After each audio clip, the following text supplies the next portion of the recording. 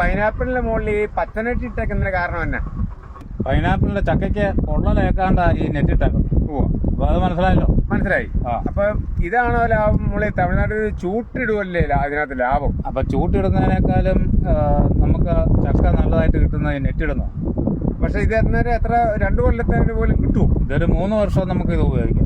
മൊത്തം ഇടാം. 3 വർഷം. ഇതിപ്പോ എത്ര ഏക്കർ സ്ഥലം വരും? ഇത് 10 ഏക്കർ മുകളിൽ. കണ്ടത്തിന് കച്ചി ഇങ്ങനെ ഇതിന് മുകളിൽ കൂടെ കയറുന്നു, പുല്ല് വെട്ടിയിടുന്നു, അങ്ങനെയൊക്കെ. അതാണോ മെച്ചം? ഇത് തന്നെയാണോ മെച്ചം? ഈ നെറ്റ് ഇടുന്നതിന്റെ മെയിൻ ഉദ്ദേശം എന്ന് വെച്ച് കഴിഞ്ഞാൽ, നെറ്റ് ഇടുമ്പം ഇതിന്റെ ഈ പോളയില്ല, കന്നാലയുടെ പോള. അപ്പൊ ഈ പോളയ്ക്കും പൊള്ളലേക്ക്.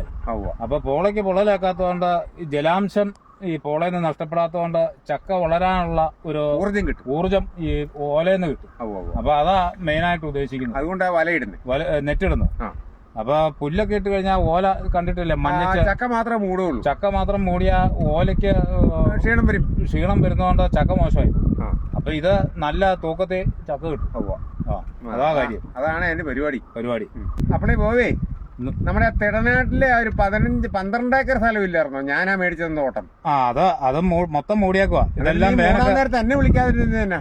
നിന്നെ കൊണ്ടുപോയാൽ നിനക്ക് മൂടാൻ ഇവിടെ നിനക്ക് കാലിനൊന്നും ഒരു കാല് പറ്റിയല്ല, വികലായിട്ടിരിക്കുക. എന്നാലും അത് ദോഷമൊന്നുമില്ലല്ലോ.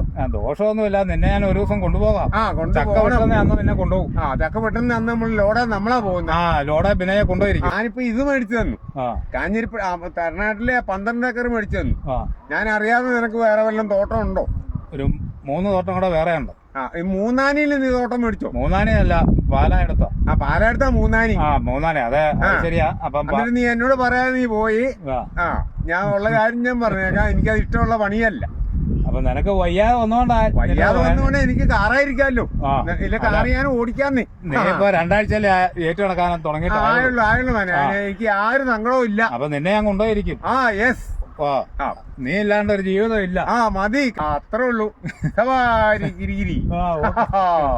വീഡിയോ ഇഷ്ടപ്പെട്ടാൽ ലൈക്ക് അടിക്കുകയും നിങ്ങളുടെ അഭിപ്രായങ്ങളും നിർദ്ദേശങ്ങളും കമന്റായി താഴെ രേഖപ്പെടുത്തുകയും ചെയ്യുമല്ലോ.